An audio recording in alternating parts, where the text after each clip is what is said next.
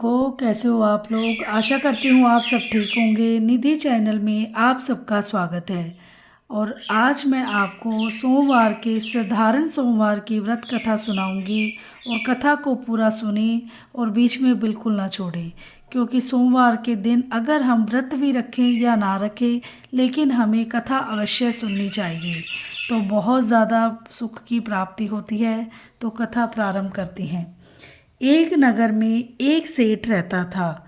उसे धन धाम की कोई कमी न थी। फिर भी वह दुखी था, क्योंकि उसके कोई पुत्र नहीं था। पुत्र प्राप्ति के लिए वह प्रत्येक सोमवार को व्रत रखता था। परी श्रद्धा के साथ शिवालय में जाकर भगवान गौरी शंकर की पूजा करता था। उसके भक्ति भाव से दयामयी पार्वती जी द्रवित हो गई और एक दिन सुअवसर देखकर उन्होंने शंकर भगवान जी से विनती की, स्वामी, यह नगर सेठ आपका परम भक्त है, नियमित रूप से आपका व्रत रखता है, फिर भी पुत्र भाव से पीड़ित है। कृपया इसकी कामना पूरी करो। दयालु पार्वती जी की ऐसी इच्छा को सुनकर भगवान शंकर ने कहा, पार्वती, यह संसार कर्म भूमि है। इसमें जो जैसा करता है वैसा ही भरता है। इस साहूकार के भाग्य में पुत्र सुख नहीं है। शंकर जी के इनकार से पार्वती जी निराश नहीं हुई। उन्होंने शंकर जी से तब तक आग्रह करना जारी रखा जब तक कि वे उस साहूकार को पुत्र सुख देने को तैयार नहीं हुए। भगवान शंकर ने पार्वती जी से कहा, तुम्हारी इच्छा है, इसीलिए मैं इसे एक पुत्र प्रदान करता हूँ, लेकिन उसकी आयु केवल 12 वर्ष होगी। संयोग से नगर सेठ गौरी शंकर संवाद सुन रहा था। समय आने पर नगर सेठ को सर्व सुख संपन्न पुत्र रतन की प्राप्ति हुई। सब और खुशियाँ मनाई गई। नगर सेठ को बधाइयाँ दी गई, लेकिन नगर सेठ की उदासी में कोई कमी नहीं थी, क्योंकि वह जानता था कि यह पुत्र केवल 12 वर्ष के लिए ही प्राप्त हुआ है। उसके बाद काल बलि इसे मुझसे छीन लेगा। इतने पर भी सेठ ने सोमवार का व्रत और गौरी शंकर का पूजन हवन यथाविधि पूर्वक ही जारी रखा। जब बालक 11 वर्ष का हो गया तो वह पूर्ण युवा जैसा लगने लगा।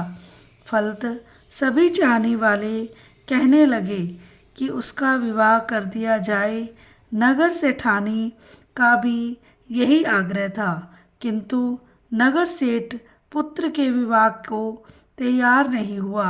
उसने अपने साले को बुलवाकर आदेश दिया कि वह पर्याप्त धन लेकर पुत्र सहित काशी के लिए कूच करे और रास्ते में भोजन तथा दान दक्षिणा देता हुआ काशी पहुंचकर सर्व विद्या से पूर्ण बनाने का प्रयास करे। मामा भांजे को रवाना हुए। हर पड़ाव पर वे यज्ञ करते, ब्राह्मणों को भोजन कराते और दान दक्षिणा देकर दीनहीनों को संतुष्ट करते। इसी प्रकार वह काशी जी की ओर बढ़ रहे थे कि एक नगर में उनका पड़ाव पड़ा था और उस दिन उस नगर के राजा की कन्या विवाह था। बारात आ चुकी थी, किंतु वर पक्ष वाले भयभीत थे, क्योंकि उनका वर एक आंख से काना था। उन्हें एक सुंदर युवक की आवश्यकता थी। गुप्तचरों से राजा को जब नगर सेठ के पुत्र की रूप गुण की चर्चा का पता लगा, तो उन्होंने मामा भांजे को अपने पास बुलाकर अपना उद्देश्य समझाते हुए यकीन दिलाया कि विवाह के पूरा होने तक लड़का यदि दूल्हा बना रहेगा तो वे उन दोनों को पर्याप्त धन देंगे और उनका एहसान भी मानेंगे। नगर सेठ का लड़का इस बात के लिए राजी हो गया। कन्या पक्ष वाले के लोगों ने राजा की पुत्री के भाग्य की बहुत सराहना की कि उसे इतना सुंदर वर मिला। जब सेठ का पुत्र विदा होने लगा तो उसने राजा की पुत्री की चुनरी पर लिख दिया कि तुम्हारा विवाह मेरे साथ हुआ है। मैं राजा का लड़का न होकर नगर सेठ का पुत्र हूँ और विद्या अध्ययन के लिए काशी जा रहा हूँ। राजा का लड़का तो एक आंख से काना है।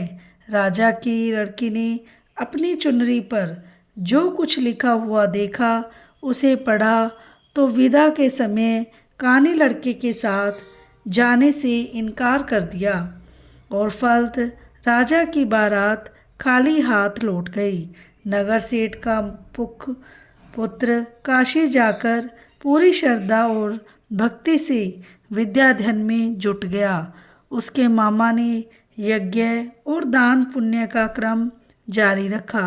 जिस दिन लड़का पूरे 12 वर्ष का हो गया, उस दिन भी और दिनों की तरह यज्ञ आदि हो रहे थे। तभी उसकी तबीयत खराब हो गई और वह भवन के अंदर ही कमरे में आकर लेट गया।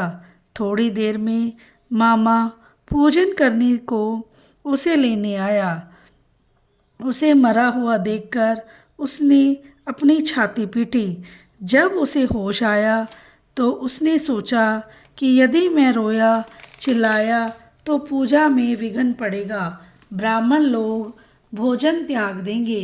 अतः उसने धैर्य धारण कर समस्त कार्य निपटाया और उसके बाद जो उसने रोना पीटना शुरू किया और उसे सुनकर सभी के हृदय विदीर्ण होने लगे। सौभाग्य से उसी समय उसी रास्ते में गौरी शंकर जी जा रहे थे। गौरी के कानों में वह करुण क्रंदन पहुंचा तो उनका वात्सल्य से पूर्ण हृदय करुणा से भर गया। सही स्थिति का ज्ञान होने पर उन्होंने शंकर भगवान से आग्रह किया कि वे इस बालक को पुनः जीवन प्रदान कर दें। शंकर भगवान को पार्वती जी की प्रार्थना स्वीकार करनी पड़ी। नगर सेठ का इकलौता लाल पुनः जीवित हो गया।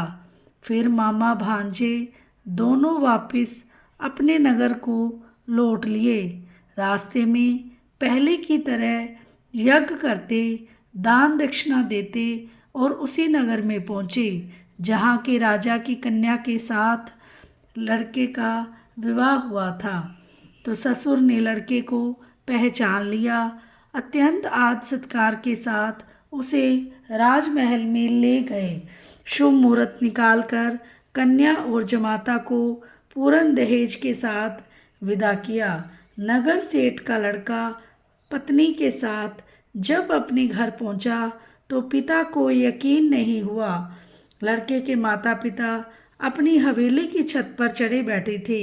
उनकी प्रतिज्ञा थी कि वहां से तभी उतरेंगे जब कि लड़का स्वयं उन्हें नीचे उतारेगा, वरना ऊपर से छलांग लगाकर आत्महत्या कर लेंगे। पुत्र अपनी पत्नी के साथ हवेली की छत पर गया। जाकर माँ बाप के सपत्नी सहित चरण स्पर्श किए। पुत्र और पुत्रवधू को देखकर नगर सेठ और सेठानी को अत्यंत हर्ष हुआ। सबने मिलकर खूब उत्सव बनाया। ये थी साधारण सोमवार की कथा। जो हम खुले सोमवार का व्रत रखते हैं उसके लिए ये कथा हमें अवश्य पढ़नी चाहिए। और आशा करती हूँ आपको मेरी कथा पसंद आई होगी और मुझसे कोई गलती होती है तो मुझे क्षमा करना। और वीडियो को लाइक, चैनल को सब्सक्राइब करे बिना ना जाना जो भी चैनल पे नहीं है, और बेल आइकन को ज़रूर प्रेस करना ताकि मेरी वीडियो की नोटिफिकेशन आपके पास पहुंच जाए। क्योंकि अगर आप लोग सपोर्ट करते हैं तो बहुत ज़्यादा अच्छा लगता है। और वीडियो को लाइक करना बिल्कुल ना भूला करो। कई लोग बहनें हैं जो मेरी लाइक करना भूल जाती हैं, तो प्लीज़ लाइक कर दिया करो। अकेला कमेंट मत किया करो, लाइक भी ज़रूर किया करो। और मिलते हैं नेक्स्ट वीडियो में। राधे राधे। जय भोलेनाथ। भोलेनाथ सब पर अपनी कृपा बनाए रखना, कहानी सुनने वाले पर, कहने वाले पर और सुनाने वाले पर। हर हर महादेव।